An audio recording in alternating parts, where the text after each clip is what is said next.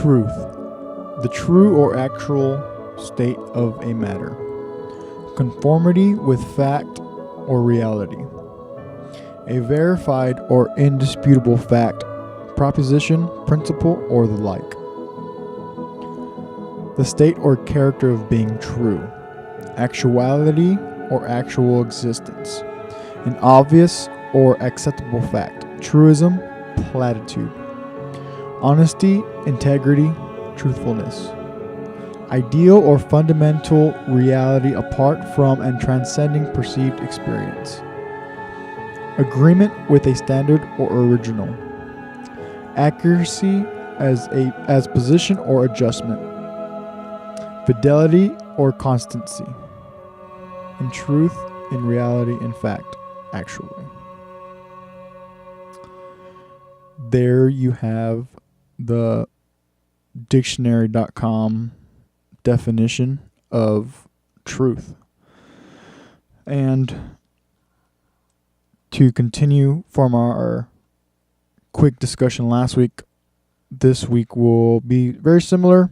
Still working on questions that I'd like to ask others as I plan for that.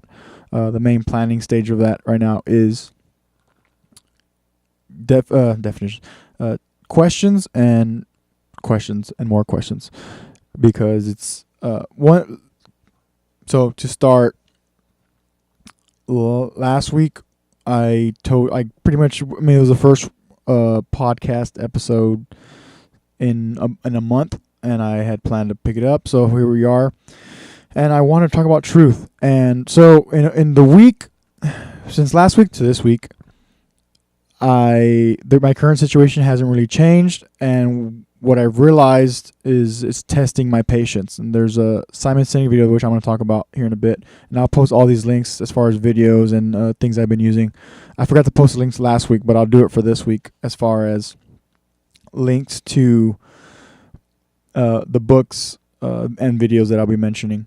But as far as changes, there hasn't been much change, just me trying to uncover what this word means to me. So one thing that I did to kind of reel me back, which I do it actually often, and it wasn't until I wrote them down that I was like, oh man, I actually haven't done this in a while. Let me do this for truth and see what I get. Now I'm not going to really give my answers. And for some of them, I'm still pondering, I'm still writing, I'm still thinking about what I really want, what I'm really looking for, or what I think I'm looking for at least. But the basics is what we started with is, or what we were taught back in the day: who, what, where, when, why, and how. And so, who do we want to be truthful for? Who are we truthful? Who are we truthful to already? What are we truthful about? What do we care about to tell the truth? Who do we care about to tell the truth? And not that I'm not advocating lying. I'm just saying these questions can be used to prioritize where your thoughts are, where your thinking is, to then allow you to. I'll venture to say be happy, but also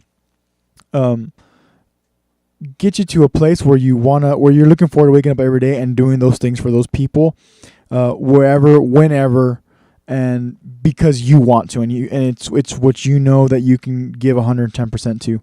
And even then 110%, I usually don't say that because I believe that your 100% is your 100%.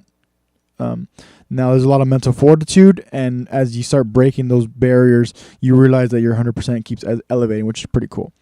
But anyway, so that's part of the main thing, is back to basics. So along with asking who, what, where, when, and why, writing those down in my journal, I stumbled upon a Simon Sinek, which he was on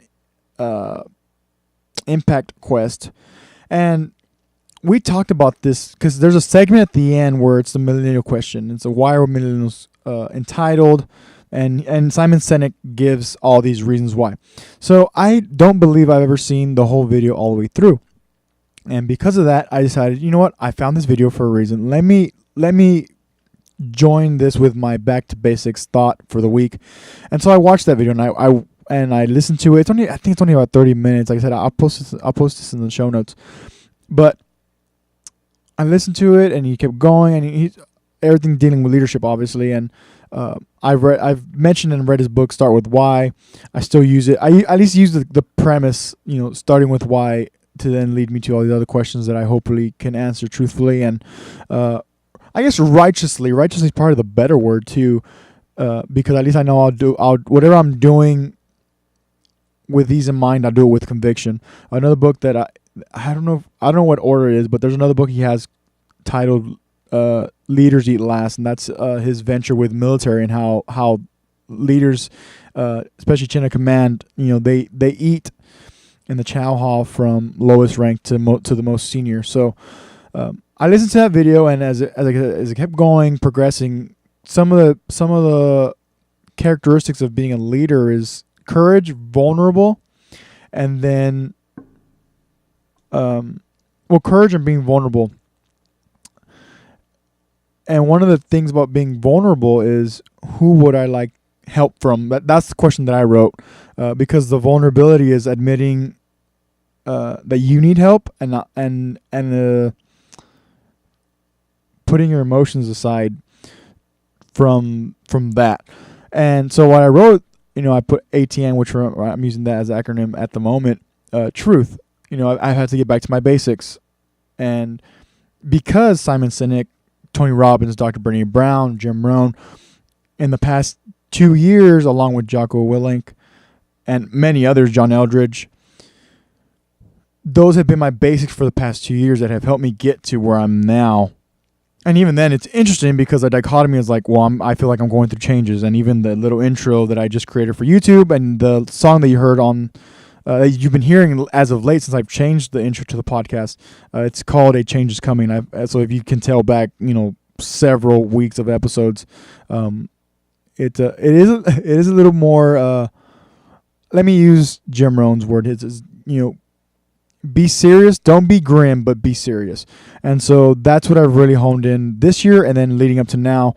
And one of these basics of virtues, because that's actually something that came up also, virtues is truth is one of them. Even one of the definitions that I brought up was honesty, integrity, and truth.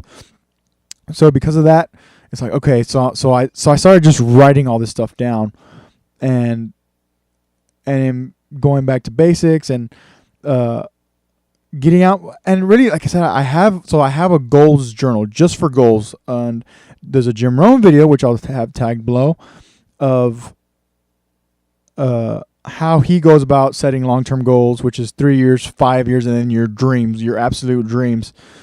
And then he has short-term goals, which is daily, weekly, monthly, really anything under a year you can consider them being short-term goals. So I got my journal out, started doing that. And then with this being part of my basics, I had started this goals journal. I believe I read 2016. I don't know because I reformatted my journal, but it's the same journal. And the point is that I still have some of my short-term goals and some of my long-term goals. Example I can give of my long-term goal is I want to have a black belt in jiu-jitsu by the time I'm 40. And by the time I'm 40, I'd like to have $1 million in my bank account.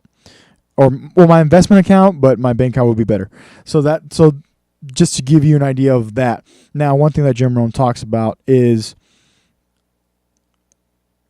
when it comes to dreams, and he actually subdivides them in personal development, economic, and then things. And he says for things, you write on everything, anything. So let's say you're a gun enthusiast. Okay, you write down that gun that you want. Let's say you like to read books. Okay, you're going to go buy that next book tomorrow or whenever you can as soon as possible. If you're a golfer, you want to play certain golf clubs out around the world, you write those things down. For me, places that I have ventured into is, or thinking about, is Italy. I'd love to go to Rome.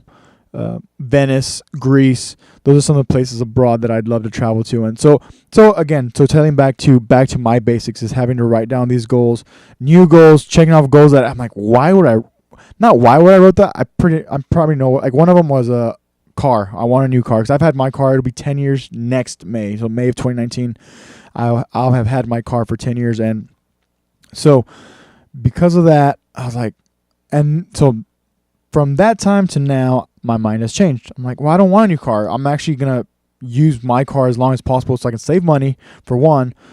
I want to fix up this car and have it in good running condition. And my last reason is that it still runs. I can save that money and just put it into my investment accounts, put it into traveling a little more, maybe a traveling account where I save money just for that. And then for my short-term goals, one thing that, because I'm Jim Rohn writes it a certain way as far as his short-term goals. I'm trying to look for it here. He calls it short range. So tomorrow, this week, this year, and one of the third parts of it is, work on the goals. And for my short term, which I guess it's more to just undo my own monkey mind, is the way I wrote my short term goals. Like, what do I want right now? What are the things that I'm like, man, if I could have that, I'd be happy, or at least I think I'd be happy. And I'm actually going to go into happiness that's going to be a whole nother segment that I'm finding. Anyway, so let me stay on topic of truth and these basics that I'm realizing now, or maybe getting back to. So what do I want right now? Some things that I wrote down for things that I would want right now. Tangible things is a 70 by 200 f2.8 IS lens from Canon. I have this camera that I'm using. I use a T6i, Rebel T6i, and right now I'm using a 24 millimeter prime lens 2.8. But during football season, well, obviously I'm in the stands, and so I want that lens. So that's one thing that I want. That's a physical thing. So lens, personal development would be so to get a little bit closer to my black belt, God willing, when I turn 40, is to at least train once a week. And right now, currently, knock on wood, I've been going to open mats at least. I've been here in town and back home, so I've been able to at least to go to open mats and get some training, get a sweat. Besides get a sweat on, it's like, okay, because what I tie in jiu-jitsu, and I've said this multiple times, is it's helped me think. The arrangement of jiu-jitsu, the way you have to move, and the way you start figuring things out, putting your hand in here, putting your foot there, locking your knee there, it's helped me think and evaluate my thinking better. So I tie that along with personal development. It's not a thing. Now it's a physical thing. Yes, it's a verb, but I put it in my personal development because it's helped me it's been a big piece of where I'm at now. So there's some more basics, and even then, so reaching these basics of asking who, what, where, when, why, how. One of the things that I actually brought up last week that I'll bring up again today is, what am I certain of at this moment? Like, what do I know? What do I believe to be true? And so that's where these basics. That's where I wanted to, let's set a foundation here. Let's set what's been going on. Literally for the past 2 years, that now we're in this conversation at the moment, and I'm still developing these questions, because some more questions that I've brought up is, what do I believe? What do I believe to be true? Now, what have I been taught to be that is true, that I now believe wholeheartedly? And then what do I believe that's maybe new? That I'm like, oh, I didn't know that. If I would have known that before, then I probably would have stopped it earlier, or I would have continued it. One example that I can give of that is when I talked to my cousin Luis. He's been on this podcast before. And now, working on his diet for football, back in the day, and even now, obviously, I mean, to me it's obvious, but it's maybe not obvious, but carbs are bad. You can argue with me. I'm not going to argue with you back. I've said that statement. I've put that statement on here several times. But carbs are not good for you. They hold you down. And I still working on myself. I'm not saying, oh, I don't eat carbs all the time or this and that. I'm not. But if you want optimal performance, especially when it comes to a sport like football, you actually do the opposite. You cut the carbs, increase the fat, increase the protein, because you're going to be burning that off during the football game. And so that's one thing that we were told back in the day, like, oh, carb load, eat a pizza, eat pasta, do this, do that before a football game.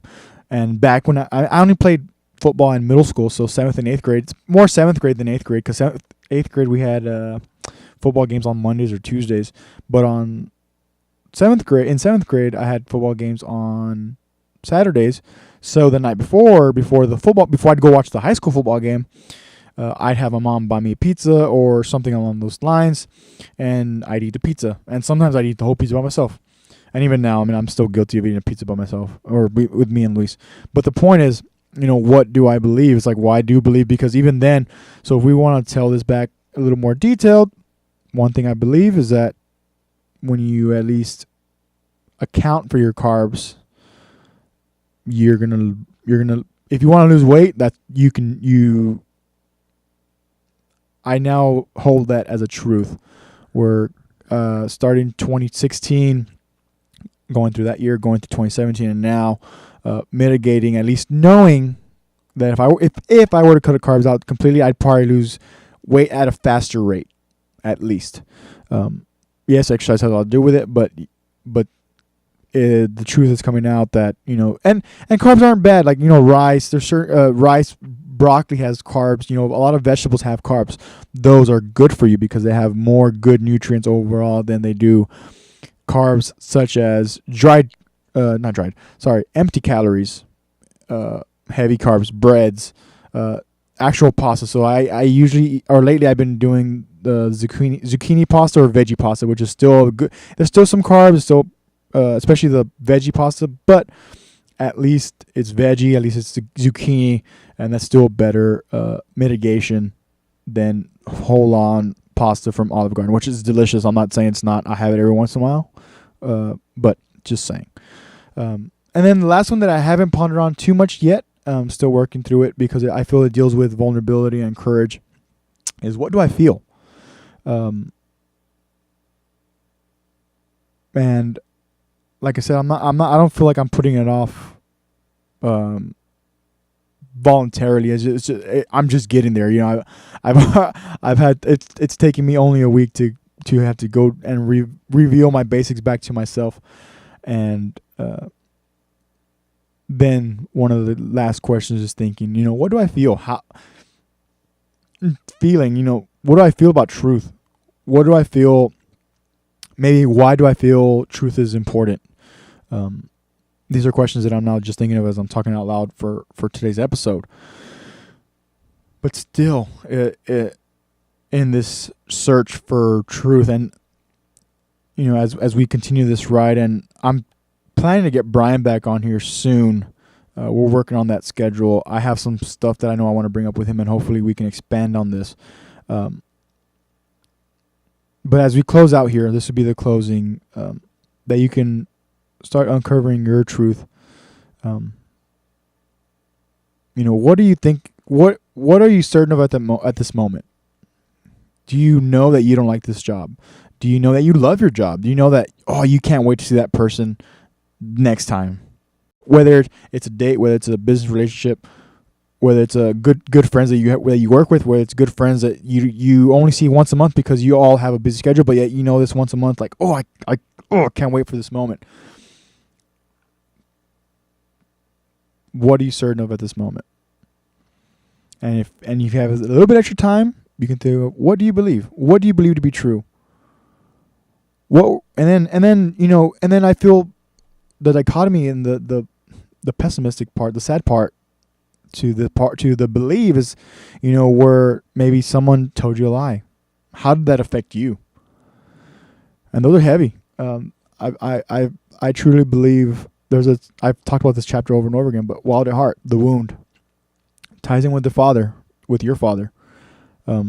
If you were to read the book, but you can go a little macro before you choose to dive in really deeply into yourself about getting over the fact that some people, and maybe they didn't do it on purpose. Maybe they didn't lie to you on purpose. Maybe they thought it was what's best for you. Maybe they thought it was what was best for the family. But getting over the hump to then like, you know what? I don't want to be like that. I believe that I don't want to be like that. I believe that I want to get better. And it's I guess we'll use the term funny. which is not. It's to me, it's very serious. But if you can get over these humps, these are the same humps that I'm going through too, and that's part that I will venture to say that's a part of my vulnerability is putting it out there, being like, hey, we're in this together. And that's one thing that I do believe, and I feel it in my heart. One last little rabbit hole is September 11th just happened. The anniversary of September 11th just happened. And, Alan Jackson has that song, Where Were You When This World Stopped Turning? I was young. I was little. But now, I'm here. I feel like I can do things and I want to do things. And then you have the Benghazi. You have the tragedy in Benghazi. You can read the book 13 Hours. There's a movie called 13 Hours. I have both. Like heavy things like that. What do you believe when something tragic happens? Where do you go? That's a question that I didn't think about. Where do you go when something tragic happens? Who do you talk to? You can use your who, what, where, when, and why with that. When tragedy happens. And then when you're happy, where does that take you? Why? What truths do you believe that take you to those places, to those people, to even those memories? Think about it. Because I do. Maybe it's obvious, maybe it's not. But it's stuff that I hold true to me. And so with that, with talking on here, with then continuing working to bring people back on and new people on this podcast, the basics of being true. And I feel if you can be true for yourself, be true to yourself first, but and wholeheartedly truthful. Be like, man, and the hard part for me that I work on is, man, you say you want no, that's not a good one. I'm trying to think. Well, I'll start at my beginning word. Let's just use losing weight, and I feel like I'm reiterating because I said this before, but it's like, man, you say you want this, but you don't, and there can be a negative aspect to that, and so that's where I work on that too. I work on not putting myself in the dumps because that takes you nowhere. That leaves you depressed. That leaves you maybe angry. Angry. That's a big one. What makes you angry? That's a topic that I'll bring up from the other day, because I know I have little spurts and then I get away from it. I feel much better in my days, which leaves me at peace. But thank you all for listening. Thank you all for tuning in. All the info and links are either in the show notes. They'll be on the YouTube little clicker arrow thing. But this is just an adventure. This is an adventure that I feel is necessary and I want to continue. Whew. Let me take a deep breath there. Because, like I said, one thing I do believe, one thing that I'm certain of at this moment is that the conversations are going to get deeper, or I'm hopeful that they'll get deeper. And you can be truthful to yourself, and you can be truthful to others, and hopefully in doing so will then surround you with the right people that care for you and that want the best for you and won't try to compete against you. And they can applaud you when you achieve something, and you then in turn applaud them back for something that they have accomplished. So until next week, guys, thank you for tuning in, and we'll see you.